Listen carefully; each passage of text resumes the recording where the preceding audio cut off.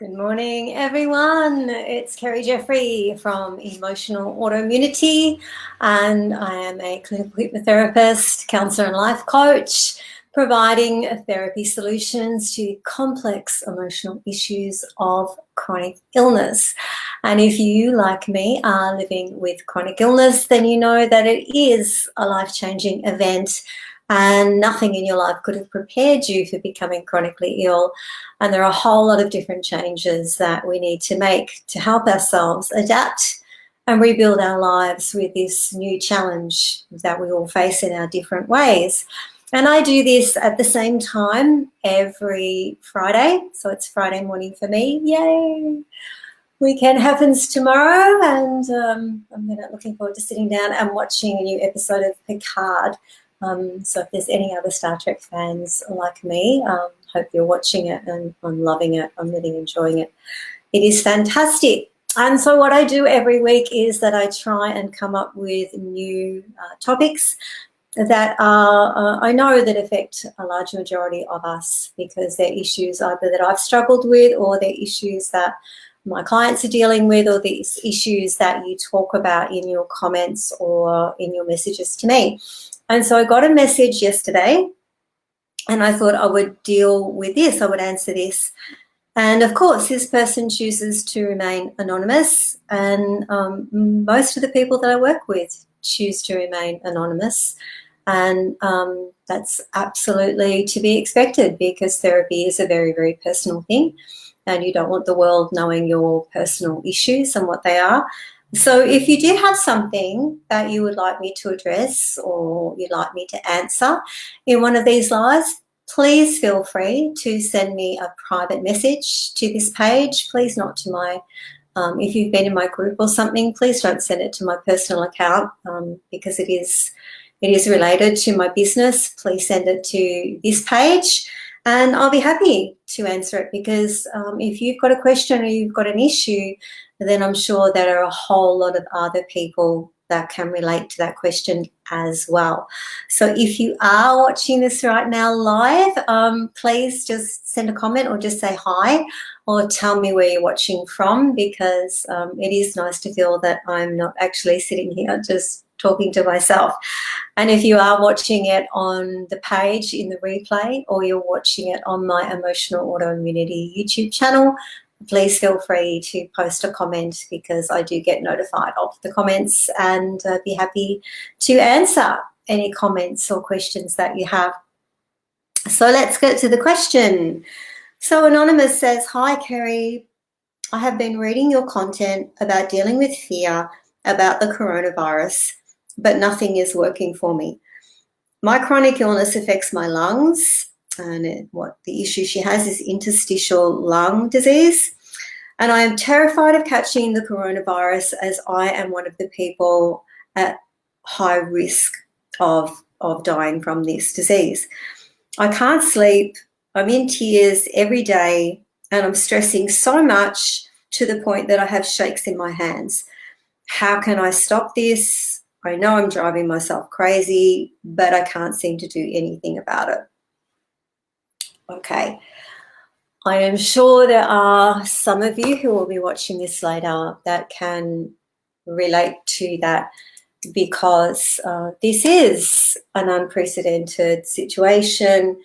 We've never been in a situation like this before, not at this level, not all across the world. And there is so much hype. I mean, honestly, I don't know about you guys, but on my personal Facebook and socials, every second post is about coronavirus, to the point that I've actually had to unfollow some of my friends, especially the ones who are posting, all the scary statistics and all the conspiracy theories and all of this just stuff, just for my own sanity, because there's only so much of that stuff that I can deal with, and I have a lot of skills with managing my stress and managing my fears, and not letting my thoughts gallop away with me as they used to in the past. So Anonymous, to a certain extent, what you're going through is completely understandable, right? There is so much fear There is so much fear-mongering. There is so much hysteria. There are so many wild theories and speculation. And keep in mind, right, because this is new, we don't really know what's going to happen. And even immunologists and researchers and financial experts and all of that, they're just really posting their theories, right? What looks like is going to be the most likely outcome, but nobody really knows, right? Because we've never been through this. So we are going to learn a lot from this experience. And media does tend to focus on the more sensationalized stuff, always has, always will. So you're not really going to be hearing a lot of good news. And it doesn't help to hear constantly, because, I'm getting sick of this as well, that, the people most at risk are the elderly or those with pre-existing illnesses, especially those that affect the lungs, because we know coronavirus does impact the lungs. So, of course, you are feeling terrified because you're being encouraged to be terrified by everything that's out there. And it doesn't help you, as you're finding out. It only makes things worse.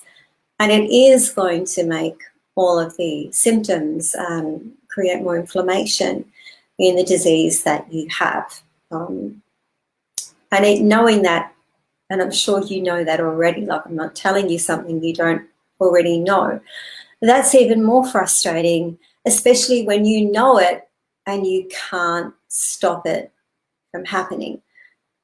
So I'm going to share with you, Anonymous, the only thing that really helped me when I was stuck in this just downward spiraling feeling of panic and hysteria and terror. And I was really working myself up to the point where I could barely function because I was so terrified of the symptoms that were happening, because I was so terrified that I was going to die, and because there wasn't an actual possibility that that could happen. So this was back when, at the worst of my symptoms, and because the levels of thyroid hormone in my body were so incredibly low, and it does take quite a while to build up thyroid hormones, even when you start taking the thyroid replacement medication. And the first thyroid replacement I was on was the classic Thyroxine, which is T4 only. Now, unfortunately, because the organs of my body were so damaged over the long, slow fall into Hashimoto's that I wasn't aware of, I just thought for the longest time all of my symptoms were menopause or premenopause. So I'd been going into this descent for many, many years, but just thought it was hormonal only. So by the time I was diagnosed, there was actual damage to the organs in my body. So my liver and kidney function were at 50%, and they were really the only organs that were measured. I'm not sure what the rest of my body was doing. My gut was certainly an absolute hot mess, and Thyroxine was not effective for me because my gut and my liver, and your liver primarily, is the organ that needs to convert the storage T4, which is what Thyroxine is. It's just one of the 5 thyroid hormones that your own thyroid makes when it's actually working. So I wasn't able to convert it, so I wasn't really getting any benefit from the Thyroxine at all, and as well as that, I was on the lowest dose. So I didn't start getting any better, right? I really didn't start getting any better. And the worst symptom was my heart, because every cell in our body needs T3 to function. It affects your heart function, it affects your metabolic function, it affects all of the systems in your body. So it is essential. As I said, every single cell in your body has a receptor for T3. It is that important. It is a very powerful essential hormone, and when you don't have that, your body simply cannot function the way that it should. And heart issues often go along with thyroid conditions, especially if they've been left for a long time. So the scary symptoms that I would get would be sharp pains in my chest that would radiate down my arms, like a classic heart attack symptoms, all the ones that we're taught about. And so I actually did end up in hospital a couple of times, taken by the ambulance and on a heart monitor, because I thought that I was having a heart attack because all of the symptoms were the ones that fit the classic profile of heart attack. And at night it was worse, as all symptoms tend to be. As your body starts to, start to wind down to go through its rest and digest cycle, the systems of your body are at their lowest functioning because everything is resting and repairing, which is why generally a lot of people pass away in the hours between 12 o'clock at night and about 3 or 4 o'clock in the morning, because the body's just going through that cycle of rest and digest. And so the symptoms would be worse, and it would feel like somebody was actually grabbing my heart and squeezing it, holding it, and then releasing it. So I would be aware that my heart was missing beats, and then the next time it beat, it would be like this bang in my chest. And it was terrifying, like absolutely terrifying. And it was happening every night. So in the daytime, I could manage to keep myself distracted by playing games on my iPad, or I would listen to my hypnotherapy recording, because that was the only thing that really helped me to calm my body down. So I could find things to do with my mind that would keep me distracted. But at night there was no distraction, and the symptoms would be worse, and these terrifying heart things would be going on. And I would be laying there almost in hysterics, crying, and all I could think about was that I was going to die and that my sons would find me dead the next day. And I didn't want them to have that experience. And I was terrified that that was going to happen. And this one particular night, when I was really beside myself, and nothing that I knew, nothing in all my years of learning and training and my years of being a therapist, nothing was working. So I know how you feel, right? I could not calm myself down. And I was so convinced that I was going to die, and it was going to be that night I was going to die, and I didn't want to die, and I didn't want my children to find me dead. And I had this moment of inspiration, right? So I went to the mirror and I looked myself in the eyes and I said to myself, Kerry, you are going to die one day. You are going to die. Everybody is going to die. Nobody gets out of here alive. And if this is going to be my moment, then this is my moment. This is what's going to happen. And that's it. That's it. If this is my time, then it's my time, and there is nothing that I can do about it. And that shocked me, like, but it was a good shock. It was like those old movies you used to see back in the day, where somebody would get hysterical and so they would slap them across the face to stop them. It felt like a slap across the face from reality, and instantly I was calm. And I realized, well, yeah, if I am going to die from this, then this is my fate, right? I've been taken to hospital a few times. I've had all the tests. I know there is nothing functionally wrong with my heart. There is no blockages. This operation is perfectly fine. It is just because of the low levels of the thyroid hormones. I'm working on that. I'm doing everything that I can to do that. I'm doing everything I can to help my body. I'm literally doing all that I can. And apart from living at the hospital so that I could be monitored 24/7, which is no way to live, right? Then that's it. That's it. I'm doing everything that I can. And I was able to go back to bed and sleep. And I never actually got back to that point again. It became easier for me to calm myself.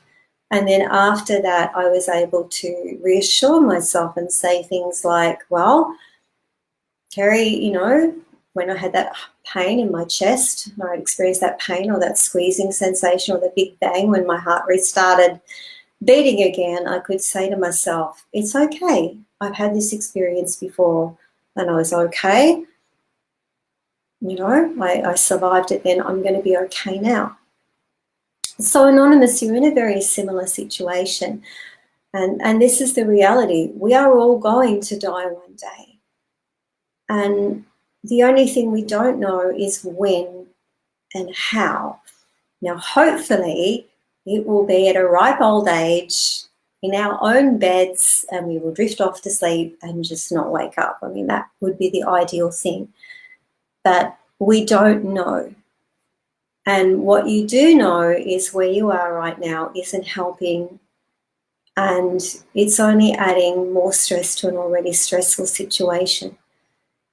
So I invite you to make your peace with this, and I invite you just to give up this fear to whatever it is that you believe in, right? And if you don't believe in any sort of spiritual being or any sort of higher power, then just give it up to life, right? Give it up to the cycle of life. Give it up to that. Give it up to fate, because we do know that we're all going to go one day. We don't know the how and the why. And in the meantime, you are here now. You are alive now. You are doing your best to deal with a pretty difficult disease as best you can. And without knowing you, I know you're doing an amazing job, because you are doing the best that you can. So you really need to find a way to come to peace and acceptance with this, and understand that this situation is not within your control. Literally, it is not in your control. If you are meant to get the virus, you are going to get the virus. But in the meantime, all you can do is follow the precautions, the reasonable precautions that we're all being told to do. They're very sensible. Self-isolate, take good care with your hygiene. You'll probably need to take a little bit more extra care. Get your things delivered. Stay away from people as much as you possibly can, and do everything you can to live as normal a life as you can, right? And I'm not talking about life before chronic illness, that normal. I'm talking about your normal. What's normal for you?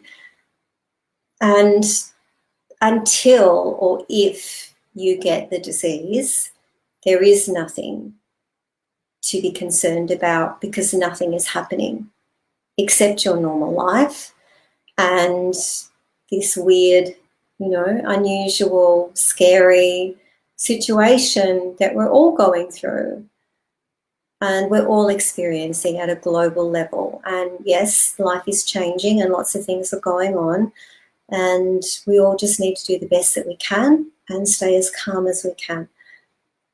I hope that has been useful for you, Anonymous. It was the only thing that helped me. Sometimes that virtual slap across the face of the reality is the only thing that's going to shake you out of this self-induced hysteria that we try to believe that we can somehow control the uncontrollable, that we can somehow keep ourselves safe from death, from our moments, whatever that moment is. All we can do is the best that we can do, and that's it. So if you're a spiritual person, then make your peace with the God of your understanding. If you're not a spiritual person, or you don't believe in a God of your understanding or a higher power, as I said, just give it over to nature, give it over to fate, give it over to the world, give it over to the universal laws of life and death, and the facts that there is a cycle of life, birth, life and death, and we are all part of that cycle. And When our time comes, then our time will come, and all we can do is to find as much acceptance as we possibly can of that reality. But in the meantime, you're here. You're here now. There are still things right now you can enjoy. If you've got pets, go and sit and cuddle with your pets. Look at the things around you that you love. Talk to the people that you love on FaceTime or Skype or Zoom. Text, message, email. Keep in touch with people. Get in your online support groups, the actual positive supportive ones, not the doom and gloom, isn't this awful ones. It's not a place you want to be right now. Don't watch the news, right? All I do is I listen generally to the radio news in the morning, which is, less than a minute. It just gives me the highlights, and that's all I want to know. Anything else I want to look up, I can find it. Okay. Appreciate what you can. If you can, safe to get outside and you can do that. If you've got a backyard or something like that and the weather's good and it's safe for you to do so, do that. Meditate. Listen to uplifting things. Watch uplifting shows. Watch things on Netflix that you enjoy, that make you laugh. Do what you can to distract yourself. What you can also do is head over to my emotional autoimmunity website, so emotionalautoimmunity.com.